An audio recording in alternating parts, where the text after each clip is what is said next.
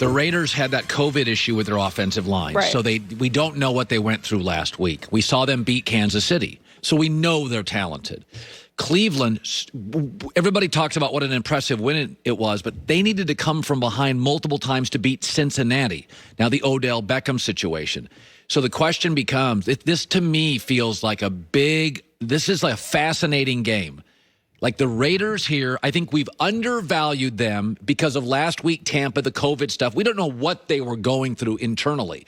We're over-evaluating Cleveland, a team that 2 weeks ago could not compete against Pittsburgh. Yeah, they're two teams we really don't know what they are. I like the Raiders getting a field goal here. This is a game right now. They're feeling themselves in Cleveland. They beat Cincinnati. They struggled to beat the Bengals. If I told you there's a team in the NFL, they needed great play in the fourth to beat Cincinnati. The week before, they were humiliated by Pittsburgh. Does that sound like a great team? That's Cleveland. And That's now true. you got a Raiders team that the COVID situation, we just think now they're bad. They beat Kansas City a couple weeks ago. Is this in the Blazing Five? Yeah, I think the Raiders, it's a very interesting week. I always look in the Blazing Five. Who are we undervaluing today? Right. Like right now, we're overvaluing the Niners because they look like the world's best football team against the Rams and New England, but they were much more desperate against the Rams, and New England's a mess. And they have a lot more injuries And now. Seattle had a bad fourth quarter against Arizona, so a lot of people are selling Seattle stock, and it's like, no, Seattle's back home. They're probably going to be. There's a lot of stuff where you see we're overvaluing certain teams in the league. I think we're a little overvaluing Cleveland this morning, and I picked them as a playoff team. And I think we're undervaluing a little Seattle because of that bad fourth quarter. They were actually controlling Arizona for 3.5 hours. Joy with the news. No. Turn on the news. This is the Herd Line News, sponsored by Mercedes-Benz. The best or nothing. It's two at time. Oh, so exciting. Very exciting.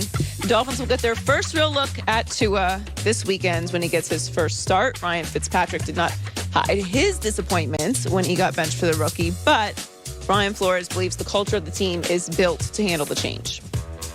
I think the guys, they rally around each other. I think they support one another. It's a team effort. So again, it won't be just Tua, but he's going to have to do his part as far as communication, getting us lined up, making good decisions. We're asking of him, or we would ask anyone.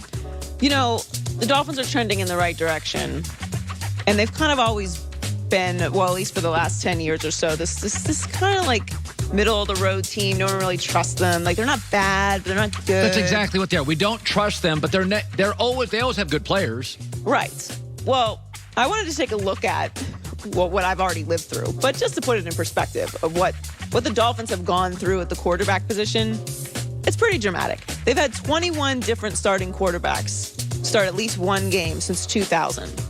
The most starts in that span was Ryan Tannehill with 88. It's 21 since the year 2000. Marino went 147-93 in 17 seasons with the Dolphins, went 8-10 in the playoffs. He made the playoffs in 10 of his 17 seasons. The Dolphins are 152-174 since he left, and in 1-4 in the playoffs. They have not had a franchise quarterback since Dan Marino left the Dolphins. That's why they are putting so much stock into Tua. As they should.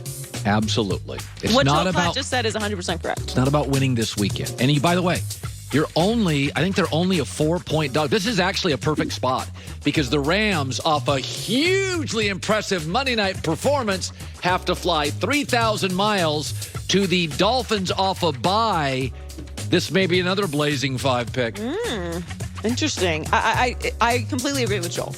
I did not think it was a shocking time to move off of Fitzpatrick. I was actually waiting to find out when they were going to. You and I were guessing. It all falls apart. We kept waiting. We kept guessing what week it was going to happen. Right. I was like week 9, and then the NFL moved the bye up.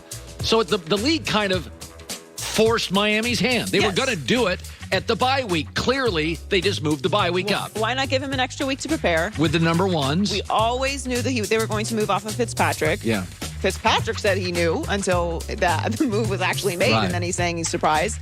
Getting to the playoffs or winning a meaningless playoff game is not going to help the development of the Dolphins unless Tua is the quarterback. Everything Joel just said is correct.